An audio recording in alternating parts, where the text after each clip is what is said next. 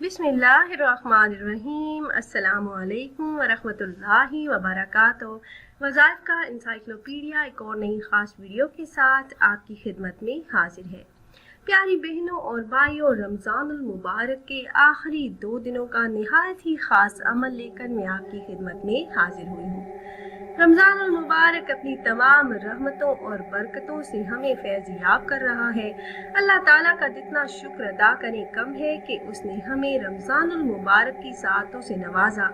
अल्लाह ताला ने रसूल अकरम सल्लल्लाहु अलैहि वसल्लम के ज़रिए रोज़ादारों को माह रमज़ानुल मुबारक एहतमाम से गुजारने के बाद ईद की खुशियों की खुशखबरी दी है, जो कि एक तरह से अल्लाह पाक की तरफ से तमाम मुसलमानों और बिलखसूस रोज़ादारों के लिए बातनी और ज़ाहिरी खुशी का तोहफ़ा है। इस्लामी महीनों में 10वां महीना शवाल है। इस महीने की पहली तारीख को ईद उल फित्र होती है, जो कि यौम रहमत भी है।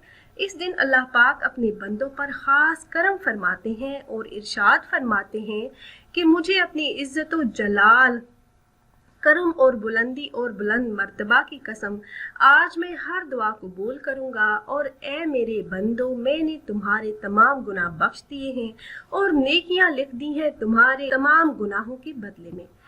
नबी मुस्तफ़ा सल्लल्लाहु अलैहि वसल्लम इरशाद फरमाते हैं कि शवाल की पहली रात, जिसकी सुबह ईद होती है, फरिश्ते नाज़िल होते हैं और निदा करते हैं कि अल्लाह पाक के बंदो, खुशखबरी हो तुम पर इस बात की कि अल्लाह पाक ने तुम्हें बख्श दिया, इस वास्ते कि तुमने इसके लिए रमज़ान के रोज़े रखे।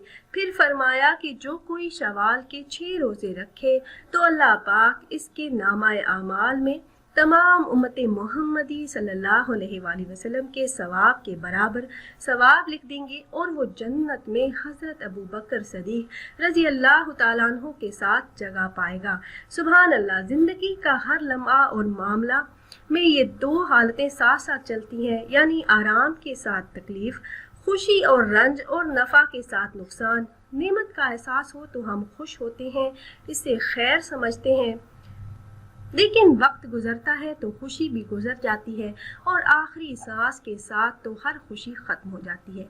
लेकिन एक तरीका ऐसा भी है जिससे खुशी और खैर दायमी हो जाते हैं, ना सिर्फ दुनियावी बल्कि आखिरी ज़िंदगी के लिए भी, जिसका तरीका ये कि खुशी के वक्त सिर्फ शुक्र ही नहीं बल्कि इसका शुक्र हक भी अदा किया जाए। जैसे हम अपनी खुशी, राहत और ख्वाहिश के मुताबिक ईद की रिवायती खुशी, नए कपड़े, चूड़ियाँ और मेहंदी की ख़रीदारी से लेकर मुख्तलिफ तकारीब की सूरत में बेशक मनाएं, मगर चंद गुज़रे सालों से मुसलमानों पर तमाम आलम में जुल्म, तशद्दुद और तबाही के जो पहाड़ तोड़े जा रहे हैं, उन्हें याद करते हुए ईद की नमाज और खुशियों के दूसरे लम्हात में जब हाथ दुआ को उठें तो शुक्र के साथ अपने तमाम मुसलमान बहन भाइयों के लिए सलामती की दुआ भी ज़रूर करें, इनके दुख दर्द के खात्मा की दुआ करें। ये वही लम्हात हैं और वही साआतें हैं जिनमें मांगी हुई दुआएं कबूलियत की मंजिल ज़रूर पाती हैं। और फिर अपने मुसलमान भाइयों के लिए दुआ करना तो खुद हमारे लिए बाइस अजरो सवाब है। इसके अलावा उन तमाम बच्चों को भी ज़रूर याद रखें जो किसी वजह से ईद ना मना सकेंगे, इनके हस्बे इस्तात मदद करें। इस तरह से हम ना सिर्फ दुनिया बल्कि आखिरी ज़िंदगी में भी अल्लाह पाक के इनामात के हकदार ठहरेंगे। अल्लाह पाक हम सबको अपने इनामात से सरफराज फरमाए, आमीन।